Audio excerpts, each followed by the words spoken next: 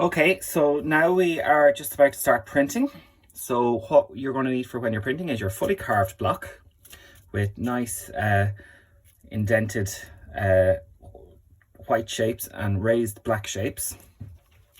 You will need a rolling tool, which is it's a briar is what the proper name is, and it is for rolling out ink. It has a rubber roller like so, and two little marks and an edge here. So this edge allows your rolling pad to have a handle like so that your handle doesn't go in the ink when you're rolling. I also have a large floor tile. It's marble, and it's just very handy because it's a flat, smooth surface for my ink to go out on. Now, the ink that I'm using is block printing ink. It's Encre, and it is made by Lefranc and Bourgeois. It's good. It's a good product. It's water-based, and it dries pretty fast, which is good for what we want. Now, don't confuse the difference between this type of ink and other inks. This is more of a sticky consistency, like so, as you can see. And I'm going to use a little palette knife here to show you how sort of sticky it is. The ink has body to it, and you can use a palette knife to spread out the ink on your ink tray or ink plate first. You don't need to use a palette knife. I was just using the palette knife to show you the consistency. And if you listen now, you will be able to hear a sticky sound. And that is my briar rolling through the ink. And it is collecting the ink on to itself. Now, as you can see, there is a huge amount of ink now on my roller. Okay, and you can see that it's transferring the ink nicely. So you usually only really need to roll it up and down 1 or 2 times onto the briar like so. Then I'm going to roll the ink onto my foam. And now you can see how all of the texture that I have carved onto the foam is becoming really apparent. Now, when you are rolling your ink out, you will notice that the newspaper that I've laid down is getting little bits of ink on it. Okay, that will happen.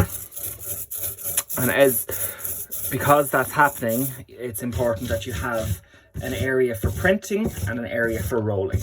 So I'm going to just evenly roll ink all over this. Now, there's no ink left on my roller, really. You can see if I test it, there's a good bit, but it's not going to roll anymore onto my plate. So my plate has a good layer of ink on it now.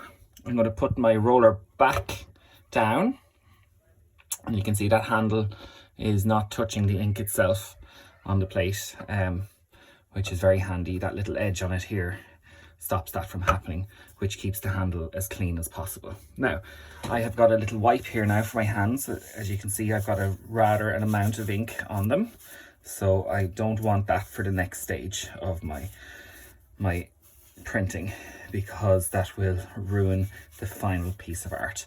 So what we're ready to do now is to make the print. So I'm just going to leave this to one side, and I'm going to put out some fresh newspaper so that I don't get any of this on my clean white sheet of paper. So I'm going to put down paper like so, and here is a sheet of A3 paper. Now, on the A3 paper, I am going to try and position my print in the center of it.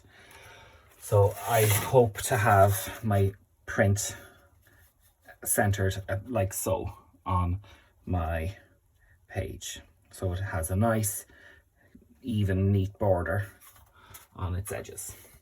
So I'm turning my print face down so that it'll imprint onto my paper.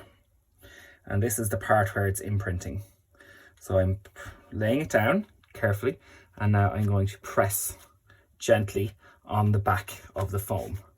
That now, the ink has stuck itself to the paper, and the paper and the foam are sort of stuck together with the tacky ink underneath. So I'm going to flip it over, and now I'm going to burnish this side of the page. The reason I'm burnishing this side of the page is so that the ink will transfer nicely from the block to the paper. So I'm going to rub, and you may be able to see that the ink is starting to soak into the paper. So I'm using heavy 120 GSM paper. It's cartridge paper, and 120 grade paper is sort of a heavyweight paper. A heavier paper you don't really need. A light paper is very light and it becomes very flimsy, like an 80 GSM, which would be like your photocopying paper. It works, but it can buckle a little bit, and if that's all you have available in school, then that's fine. So whatever will work. So I'm now going to peel back one edge, and I'm going to test and see if the ink has transferred well onto the page. So I'm looking here now, and I can see that it's made a print, but there's little white areas here where this shape should be very dark, and on its leg here as well there's little white, little speckledy bits. So I'm going to try and rub down a little bit harder. I'm going to peel back this side now to see how that's printed, and again it's the same. So I'm going to smoothen it back down, and I'm going to lean a little bit harder with the flat of my hand to burnish the foam. Now, if you're using lino to carve, which I don't recommend for young children, because you need sharp blades to cut, and it's just a health and safety issue. When you're burnishing lino, you can use the back of a spoon or a clean briar to roll up and down. That won't work for the foam, because if I apply too much pressure, it's going to squish the foam, and it then won't work because I would have degraded my print. Also, some people ask, a common question would be can I put my foam face down in my ink to print it? And the answer is no, you can't do that. Now I have a successful print, and you can see how I have got my page, and you can see how my print block has created my image here. So that is number one print. So I'm going to write number one here, and I'm going to make a little fraction mark. So let's say if I'm going to make 10 prints, this is number 1 out of 10. And I'm going to give my art a title, and I will call it Beetle. And I'm going to sign my name here. And I'm going to put the year 2020 there. So you can see that that is now my print. I have my edition of 10, and this is number 1 in the edition. The second print would be number 2 out of the 10 edition. The title is here, my signature goes here, and then the date goes here. And that is how you sign your print. You want to try and keep the border along here as neat and as clean as possible. You do not want there to be a smudge or a smear on it, because that then means that your print is no longer going to be useful.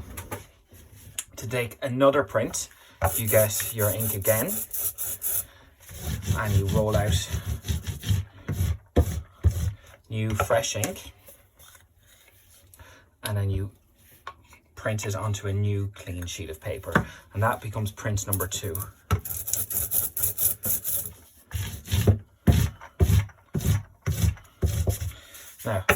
The first print I did wasn't so good, as in the black shapes around here really didn't print very well. So that's normal for the first print or two. Sometimes the foam needs to just soak in a little bit of ink so that it can it'll absorb it a little bit, and then it'll print nice after that. And I'm going to get a new sheet of paper from my stack of paper, and again I'm going to line my print up, and I'm going to position it down, press, flip, burnish,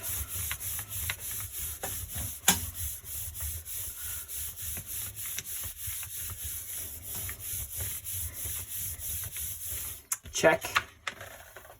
It's a better print. And there we have print number 2. So it's number 2 out of 10. Beetle. You can write on it after you've created your edition.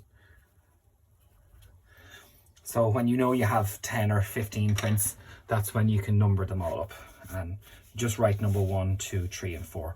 Please make sure that everyone would write their name on as you're printing, because when you can imagine if you have a large class of children and you're creating a lot of prints, each child will maybe make 5 prints in one lesson, and if you have 20 children, that turns out to be a lot of prints in your classroom. What I would usually do would be I would set up a clothesline where the prints can hang on, or drying rack. Now here's our sample piece from earlier, where I texturized and did different mark making, and you can see that I have my name written here. I'm going to write it again a little bit clearer. Now this is a little experiment.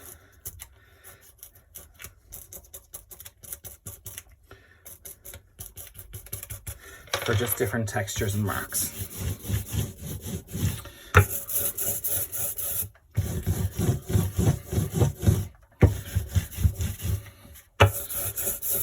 So I just made different shapes and wavy lines, and I pressed different objects into the foam to indent it and squish it down.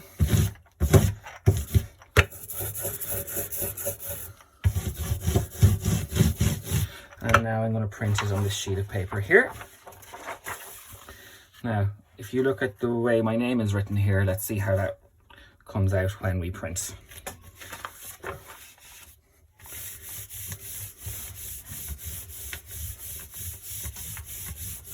So I'm just going to burnish it again, going around the edges.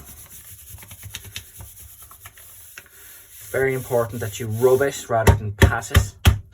Patting doesn't really do anything. You need to apply a nice even amount of pressure. The back of your hand like that, that shape there, that can do a really great job of burnishing down. So again, not a great print in terms of inking, but I needed to put out new ink. But if you look now at where everything is, and you can see that the letters have come out the wrong way around.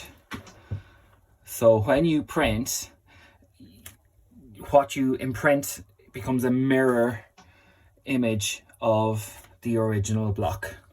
So I would usually try and steer away from lettering and names on the carving part, because it's very hard to figure out how to reverse it. You can see that if the L had been the other way around, it would have made mail, like the post. But so that's why I don't let the kids particularly write on their prints. So you have to maybe figure out how to mirror image anything like writing. If you're doing something like a bug or a flower that's symmetrical, it'll come out opposite, or looking the other way, but it's not going to not read as an image. So it's just important to note that you create a mirror image from your template print onto your imprinted print. So this is the piece of art here that is originating from this block. So the block is what makes the art. Now I am going to put out some more ink, and I'm going to print maybe 1 or 2 of the butterflies and other foam blocks that I have here. So here are some blocks that I've saved from previous pupils. So some nice bugs. These are pupils' work here. There's a ladybird, and let me see.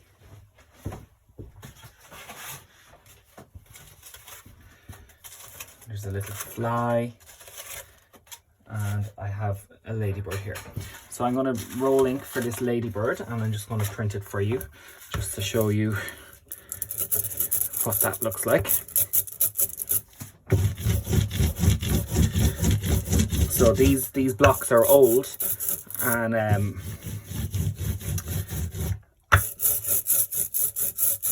these were done by second class.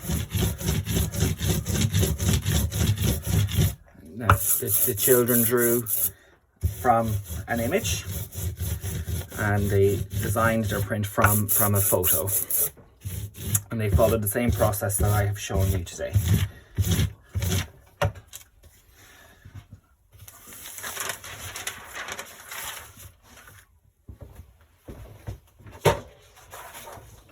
So I'm just going to line up my print again.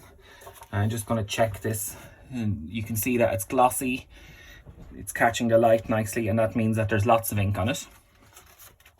So I'm just going to press this down like so, and I'm going to flip it over, and I'm going to burnish it again. Actually, that's 2 sheets of paper, excuse me.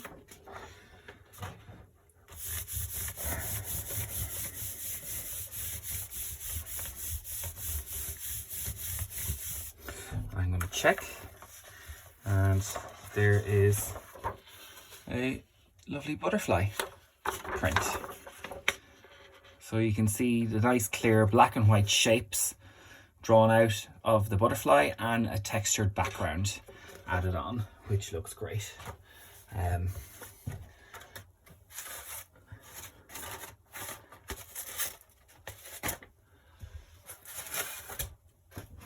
have some other nice prints here where I have some landscapes. So these are more advanced. So you can see here how there's different shapes for the backgrounds on our landscapes. So I might print this one here. It looks like it's nice and clear. Some of these prints are clearer than others.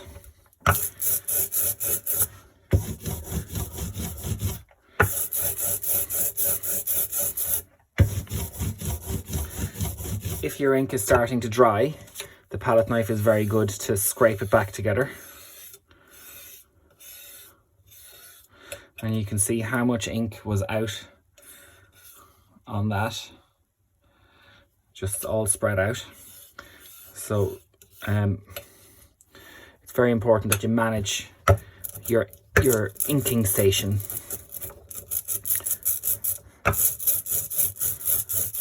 properly.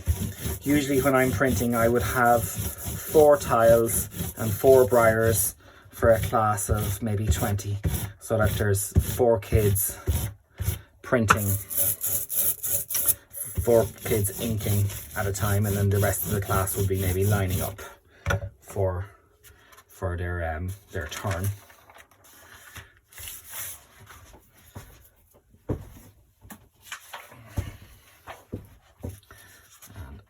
Just position this now in the center of the page like so, and I'm going to burnish the back.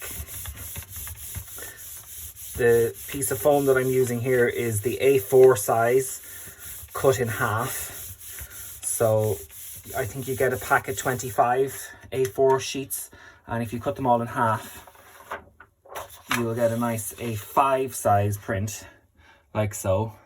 And you just get a bit more economy out of your budget if you go like that. So as you can see here, we've got nice black shapes, and then we've got different textures, not dissimilar to some of the textures from our texture sheet, like so, that you can see we've applied them to mean like a ploughed field or a wall or mountains and sky. Perhaps the sky would have been clearer if it was more pressed down with less texture in it, because then it wouldn't be as busy compared to the ground. But it still has made an attractive print. And this project here, this print would have been done maybe with a 4th class student, so they'd be about 10. So that's a good result for someone who's 10. So that's printing. So best of luck with that, and they're the main steps and processes for rolling your ink and taking your print. Just be very careful and have very distinct areas for your layout in your classroom. Have a wet area for printing ink and rolling. Have a area which would be the child's place where they imprint on the paper, and then have an area then saved somewhere for all of the prints to be stored while they dry. Be that a clothesline or a drying rack in your room. Whatever works, you'll know yourself when you're in your classroom. So good luck and thank you.